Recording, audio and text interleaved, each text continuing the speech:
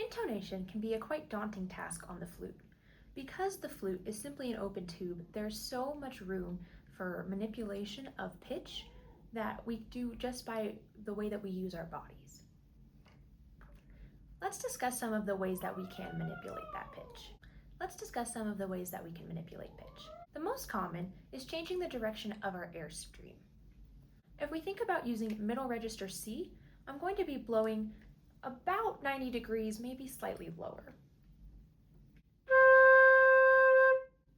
Now, if we lower that airstream, think of instead of pointing here, we point down there, listen what happens.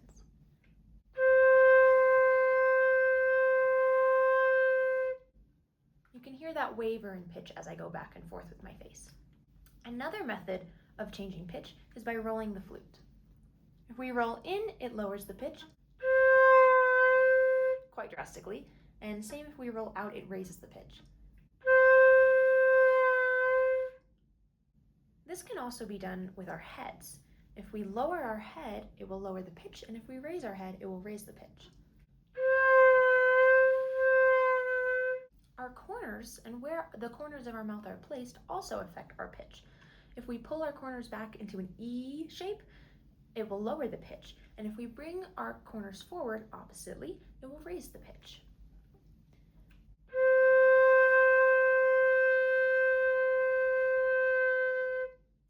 Now, the last way that we can also alter the pitch with our bodies is by the air pressure. If we aren't engaging our core or we're blowing softer, then our pitch will lower, and if we have core engaged, it will raise the pitch. And if we're overblowing, blowing too hard and have too much pressure in the flute, then it will raise the pitch.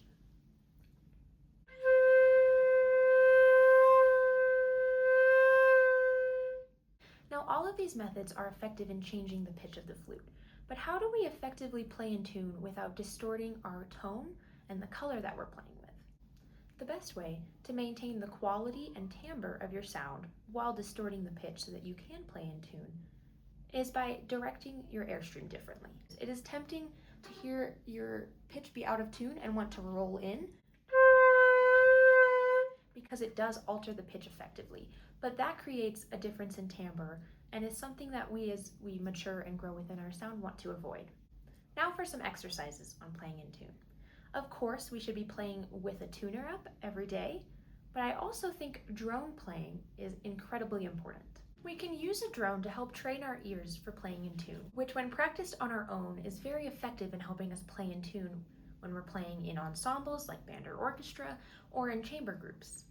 You can access a drone on any free tuning app. We'll start by just letting our sound play into the drone. This is an A.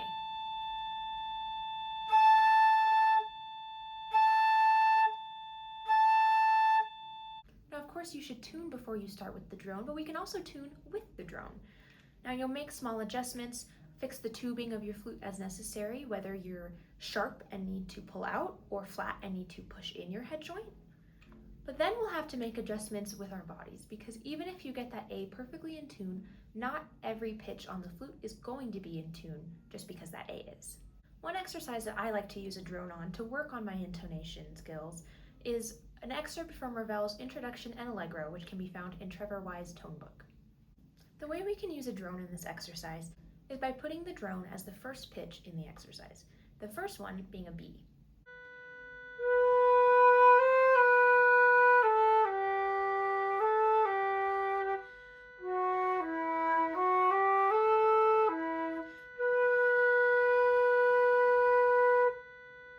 Biggest points are checking that when we are matching the drone at that B, that our B is in tune with the drone the whole time, regardless of what pitch we're coming off of. And also we can challenge ourselves to listen to the intervals between the B drone and whatever other note we're playing. I encourage you to use drones throughout the registers on the flute at various dynamic levels and with different timbre colors. This ensures that we can play in tune regardless of what the repertoire requires.